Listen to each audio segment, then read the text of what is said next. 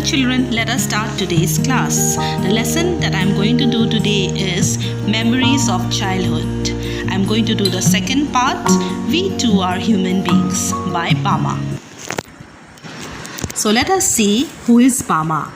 So Bama is her pen name and her name is Bama Faustina Soseraj, and she is a Tamil Dalit feminist, also a committed teacher and a novelist. She rose to fame with her autobiographical novel Karukku, which chronicles the joys and sorrows experienced by Dalit Christian women. Actually, she herself is a Dalit. She was born on 14th March 1958 at Puducherry. She belongs to a Roman Catholic family. Her grandfather got converted to Christianity, and she belonged to a Roman Catholic family. Her father worked in the army, and that is why he could provide education to his children. Bama is her pen name, as I already pointed out, and she has published 3 main works: an autobiography, Karukku, which was published in the year 1992, a novel, Sangati, 1994, and a collection of short stories, Kisumbukkaran, in 1996. So her autobiography is very famous. In her autobiography, she focuses on how the church ordered and influenced the lives of the Dalit Catholics. So she worked as a nun for 7 years in a Catholic institution. But after that, she left that place because she felt disillusioned. She left the convent and started writing under the influence of one of her close friends. And then she started writing on her childhood experiences, which reflect her inner self and feelings she felt as a child. Dalits are actually members of the scheduled castes and tribes, as you already know, who are very much exploited. They are exploited politically, economically, and in the name of religion. So Bama, through her writings, tried to voice her opinion or tried to protest and show the condition of these Dalits. And this Dalit movement also had started by then in different parts of India, especially in Tamil Nadu. So as a writer, through her writings, Bama, she contributed a great deal. Karukku, which is her famous autobiography, is about the sufferings of these Christian Dalit women. And Bama used her writings to mainly fight for the rights of these underprivileged people. Then it is said that she later started a school also for these Dalit children who were deprived of education and were not treated equally like members of the upper caste. So after finishing her college, she used to go to school, and she also completed her education. After finishing college, she became a school teacher. Okay, and at the age of 26, she joined the church. But there, as I already told you, she was disillusioned, and then she walked out. And then it was after that her writing career began. So this her main writing, that is Karukku, that autobiography, won the Crossword Book Award in the year 2000. Okay, and her brother, actually, his name is Raj Gautaman, is a great influence in her life. Okay, he is a literary critic who encouraged her a great deal to write. And this particular story, We Too Are Human Beings, is taken from her autobiography Karukku, where she talks about the caste system mainly and shows the condition of the Dalits who are regarded as untouchables. I think all of you are familiar with the word untouchable, somebody or someone who cannot be touched. So in India, the lowest caste in India is characterized as what? The untouchables. Okay, and they are excluded from the four varna of Hinduism. You all know that in Hinduism there are four varnas, and this caste or this class of people are excluded from the mainstream, and they are included in the fifth varna. Okay, their task and their status in the caste system are not socially recognized, and it is believed that if they touch you, you are polluted. So members of the upper caste, do not mix with them freely, do not talk to them, avoid them, and they are alienated from the mainstream. Okay, so if a member of the higher caste is touched by a Dalit, or even their shadow is crossed by a Dalit, they consider themselves to be polluted, and as such what they do, they go through a rigorous religious process to be cleansed. That was the belief among the people during that time. Not only in the past, but it still continues. Many laws have been passed in the country, and many movements have been started by these Dalits, okay, to fight for their rights and privileges. Dr. B.R. Ambedkar also contributed a great deal, but still it continues in some parts. So it's very pathetic that these people are oppressed and they do not have access to even to the basic amenities of life. Apart from this, they do not have access to proper education.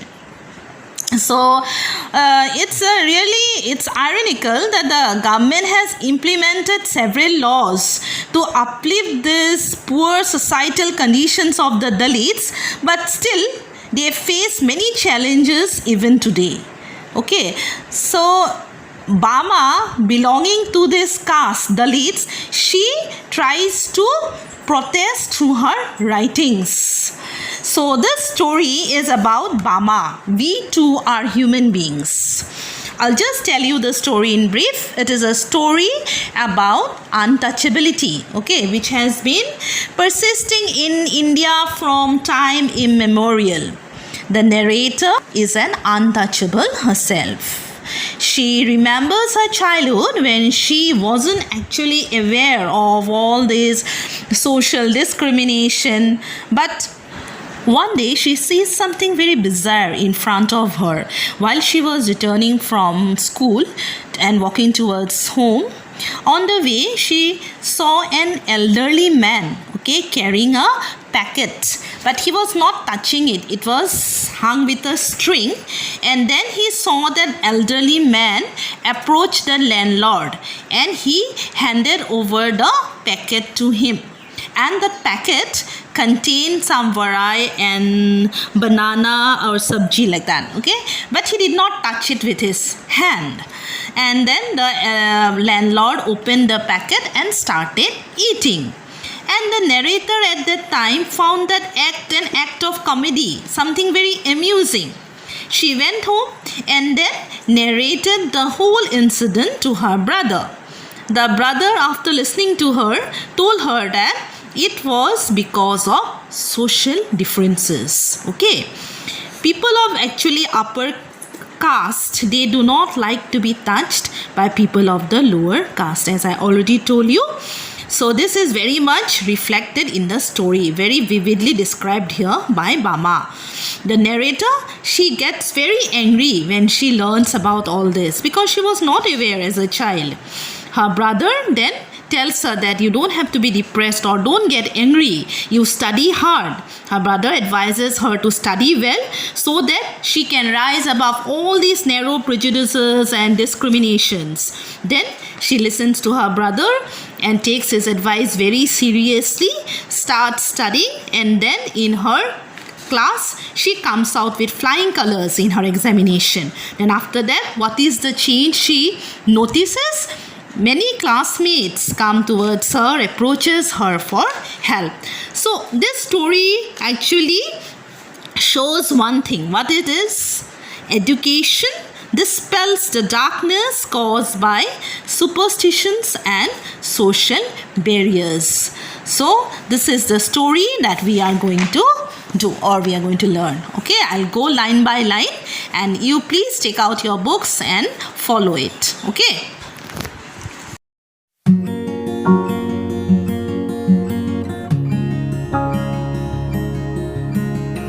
Okay, let us start the lesson, students. When I was studying in the 3rd class, I hadn't yet heard people speak openly of untouchability, but I had already seen, felt, experienced, and been humiliated by what it is. So, she was in the 3rd standard then. She was a school girl, Mama, and when she says, when I was studying, I hadn't yet heard people speak openly of untouchability. She did not hear of untouchability, people speaking about it. But as a child, as a small girl, she felt it. She felt it means the behavior of the people, how they treated the untouchables. Those feelings were there in her. She had experienced untouchability before. I was walking home from school one day, an old bag hanging from my shoulder. So she was returning home from school and there was a bag, a school bag with her hanging from her shoulder. It was actually possible to walk the distance in 10 minutes. So her school was very near to her house. It took her just 10 minutes to walk to her school from home. Okay, that was a very short distance actually. But usually it would take me 30 minutes at the very least to reach home. But normally what happened, it took her 30 minutes. Although one could reach in 10 minutes, she took around half an hour to reach home from school. Now let us see, why does she say so? It would take me from half an hour to an hour. Sometimes it took her even 1 hour to reach home. To dawdle along, watching all the fun and games that were going on. All the entertaining novelties and oddities in the streets, the shops and the bazaar. So, the place where she lived, okay, the village, it was known for all the fun and amusements. So she would easily get attracted by all the activities going on in her area. So as she was a small girl, a child, she liked to be a part of those entertainments. So when she would return from school, she would wait there. Dawdle means to take your time, just loiter around, look here and there, okay, watching all the fun and games. So there were different games and fun going on. All the entertaining novelties and oddities, new things going on, okay. Oddities means some peculiar things and people in the streets, the shops and the bazaar. So these things attracted the little girl, and so she would loiter around, have some fun, be a part of the amusement, and then she would return home. Now the narrator gives a list of the activities that were going on. The performing monkey, the snake which the snake charmer kept in its box and displayed from time to time. So this is a very long sentence. Okay, students, let me just split up and explain to you. Okay, one by one. The performing monkey. I don't know whether you have seen monkeys performing different tricks and games and dancing. These were great attractions in the past. Okay, the snake charmer kept in its box and displayed from time to time. So in our days, we have also seen what happens, these snake charmers. Some people would roam around in our locality in the past, and they would have some boxes with them. Okay, and inside the boxes they would carry snakes, and these snakes would perform different tricks, and this way they would attract people, and people would come near them, pay them, they would ask for money.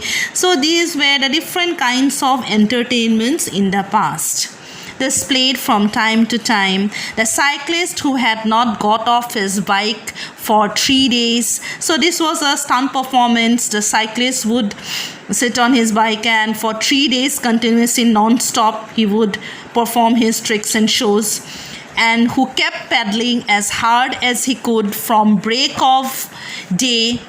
The rupee notes that were pinned onto his shirt to spur him on. So people would give him money for performing such acts of bravery. Okay, the spinning wheels. You have seen those spinning wheels also. Especially these sights are quite common in the villages. The Mariatta temple, a temple in Tamil Nadu, the huge bell hanging there. She says that she was also attracted by the bell of the temple. Okay, the Pongal offerings, Pongal is a harvest festival of the south, just like our Bihus. So the offerings were being given being cooked in front of the temple. So these offerings or prasads were cooked in the temple. The dried fish stall by the statue of Gandhi. Probably there was a statue of Gandhi, and there were some stalls, or you can say shops, where they used to sell dried fish, hukan mas, okay. The sweet stalls or shops where you get eateries of all kinds, sweets, rasgullas and all, or different kinds of sweets. Then the stall selling fried snacks, probably pakoras and other eatables, and all the other shops next to each other. So these things tempted and attracted the little girl, and that is why she delayed. She stayed there. She spent a lot of time in the bazaar.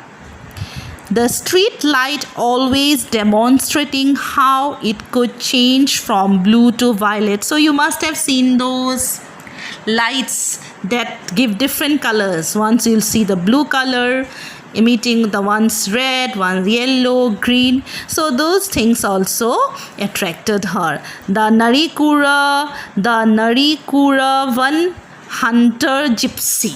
So Narikura one is a class of people.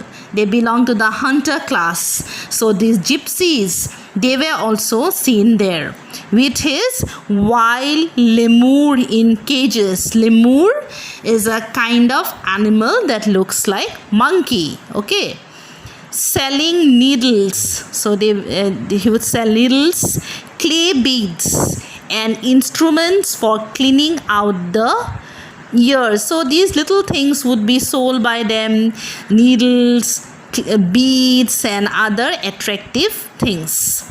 Oh, I could go on and on. So the list goes on and on. It's a long list. How the bazaar, how the people there attracted her. Each thing would pull me to a standstill. So she said, these things, these attractions stopped my movement and put me in a standstill position and not allow me to go any further. So these things stop my movements, and I would get so much carried away by the delight, by the charm of that place, by the people there that I would not hurry home. Okay? At times, people from various political parties would arrive, put up a stage, and harangue us through their mics. So this was a usual scene in the bazaar or in the marketplace or in the village. What happens? Different politicians come. Okay, and they would come with mics and they would give long speeches, and people would gather around them and listen to those speeches. Harangue means a critical speech. Then there might be a street play or a puppet show or no magic, no miracle stunt performance. So besides that, you can also see what street plays. Street plays, you know the meaning of street plays, na? Plays perform the street. And puppet show, those Putla dance, I think you know that, no? So these puppet shows, they were common scenes, okay? Or no magic, no miracle stunt performance. You know what is a stunt performance? Daring acts, daredevil acts performed by people. So these were stunt performance, and people would gather around such people and such performers, and they would watch these shows, puppet shows, street plays and all. All this would happen from time to time, but almost certainly there would be some entertainment or the other going on. So throughout the year, there were different sorts of entertainments going on. Not that these things happen together, street performance, puppet shows, all these taking place together, but from time to time, you are bound to see some sort of entertainment in that place. Okay? Even otherwise, there were the coffee clubs in the bazaar, the way each waiter cooled the coffee, lifting a tumbler high up and pouring its contents into a tumbler held in his other hand. So you might have seen this sight, how they try to cool the tea or coffee. They pour a little bit of tea or coffee in one cup or one tumbler, usually a glass, and then they pour it to the other, and this way they keep on repeating the act, and then what happens in the process? The tea or the coffee becomes cool and you can have it. Okay. On the way, some people sat in front of the shops chopping up onions, their eyes turned elsewhere so that they would not smart. So on the other hand, you would also see people on the roadside chopping onions, cutting onions, and their eyes would not look at the action. I mean, they would not look in the direction of the onions but somewhere else. Why? So that tears don't come out of their eyes. Would not smart means they would not get the pain or that strange sensation, that burning sensation. Okay. Or the almond tree growing there and its fruit, which was occasionally blown down by the wind. So there is again reference to a tree, almond tree. You must have, you all take almonds, right? So the almond tree blown away by the wind. All these sights taken together would tether my legs and stop them from going home. Tether means to slow down the movement, to stop your pace. So all these sights, all these attractions actually stopped her movements and did not allow her to go home on time. And then, according to the season, there would be mango, cucumber, sugarcane, sweet potato, palm shoots, gram, palm syrup, and palm fruit, guavas, and jackfruit. So these were the seasonal fruits, and these were sold in the market. Okay, you would get mangoes to eat, cucumber, sugarcane, sweet potato, you know, mithalu, palm shoots, the sprout of the palmyra palm, then gram, palm syrup also you would get to have, then palm fruits, guavas, and fruits of all kinds. Every day I would see people selling sweet and savory, salty, fried snacks, payasam, payok, halwa. We are very fond of halwa, right? Boiled tamarind seeds and iced lollies, lollipops. I still remember how we would have those lollipops, iced lollies, not lollipops. The ice creams, those that looked like lollipops, and we were very fond of those things in our childhood days. So these were the things that Bama as a child wanted to have, and these attractions actually stopped her from going home and reaching home on time. So she gives a description of the different amusements and entertainments, different stalls that were there in the marketplace. Clear, students? Students, let us summarize today's class. Bama, the narrator, says that she experienced untouchability at a very young age. She was then a student of class 3. She recalls her school days. She used to walk home from school. On her way, she watched all the fun and games. She enjoyed the performing monkey, saw the snake charmer, a cyclist who had not gone off his bike for 3 days, saw the political parties persuading people with long speeches, saw coffee clubs and many more interesting things. And these things attracted her, and in this way she was delayed and reached home quite late. Students, now let us look at the questions. The first one, what sort of shows attracted Bama? So you have to write about the shows that she saw on her way from school, okay, like the puppet shows, the monkey tricks, the snake charmer. You have to mention all this, okay.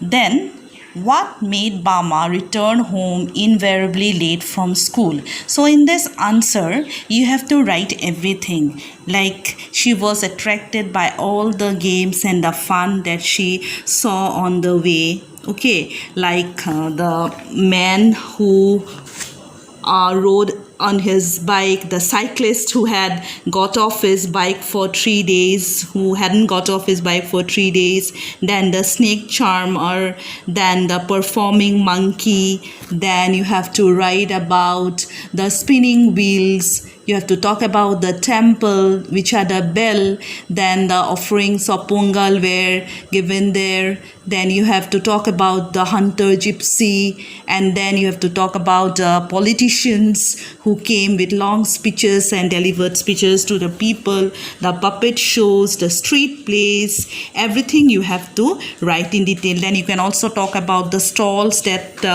sold snacks and other eatables, then the wayside stalls that also sold coffee and how they used to cool the coffee. That was really a very fascinating sight. All those things attracted the little girl.